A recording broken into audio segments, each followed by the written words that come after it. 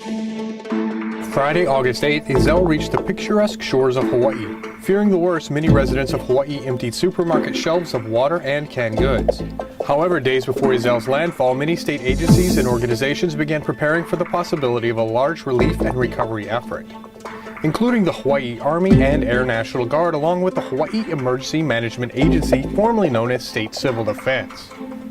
Under the direction of Major General Darrell D.M. Wong, the Hawaii Guard began preparations for mobilization in support of state and local agency relief efforts, while the Hawaii Emergency Management Agency coordinated the efforts with city and county agencies to ensure Hawaii's populations were prepared for what could have been a worst-case scenario. A storm that travels up the island chain, causing damage and disruption for all residents of Hawaii. Isele was also closely followed by a much stronger storm named Julio that could have hit a few days later on a similar storm track.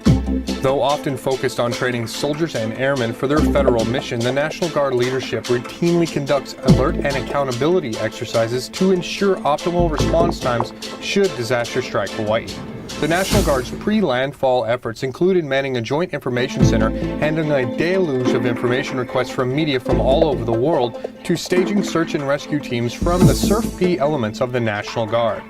Hours before landfall on the island of Hawaii, Isele was downgraded to a tropical storm. She produced maximum sustained winds of 60 miles an hour, with wind gusts reaching as high as 96 miles an hour in the Mauna Kea area of the island. Fortunately, the mountainous terrain of the Big Island was too much for Isele. The storm lost much of its strength, but not before taking its toll on the largest of the islands.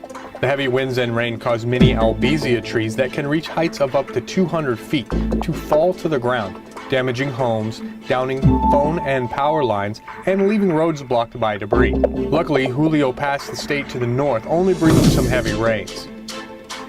Those living in rural areas affected by the storm emerged to find themselves with damaged property, no power, no communications, and with no roadways open to obtain additional supplies. Despite the significant damage, it wasn't long before the state and county agencies, including a joint task force from the Army and Air National Guard, were on the ground assisting with recovery efforts. About 180 Hawaii National Guardsmen were activated in support of the storm relief efforts. Many of these soldiers had just recently returned home from overseas deployments, and some of them were still on leave when the storm hit, but they jumped at the chance to volunteer. The Hawaii National Guard stood up a Joint Task Force Emergency Operations Center at the Army Training Facility in Hilo. This EOC provided command and control for debris clearing, damage assessment, and presence patrols. The Joint Task Force Hawaii also coordinated the delivery of 55,000 pounds of ice to the Hawaii Paradise Park, Hawaii Beaches, Leilani Estates, and Nanavali community centers. The ice and additional equipment for disaster relief were flown in from Oahu to Hawaii by C-17 with a Hawaii Air National Guard crew. As the state and local agencies began the process of assessing the damage caused by Isele, Guardsmen were mobilized to begin conducting support operations. The soldiers of the 227th Engineering Company immediately began clearing roadways of fallen trees and debris. My soldiers from Bravo Company, which is composed of Big Island soldiers throughout the island of Hawaii. Got soldiers from Kona, Hilo, Waikoloa. We were in prep for response to disaster support for civil authorities, and that's what we've been prepping for the last couple of days. And then, yesterday morning, we got a call from the EOC.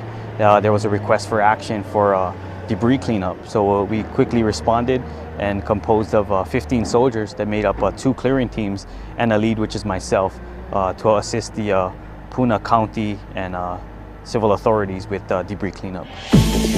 The Army aviation assets were made available to civilian authorities to assist with aerial damage assessment. Airmen from the Hawaii Air National Guard's Hilo Base 291st Combat Communications Squadron conducted health and welfare checks, driving door-to-door to deliver much-needed drinking water and ice, and to check on the overall health and safety of the residents.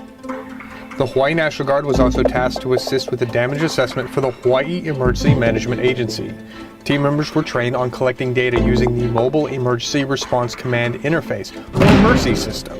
The MERCI system allows responders to collect multiple data types, text, photo, and video, and securely upload the information to the MERCI server, where the data can be analyzed real-time at the Emergency Operations Center.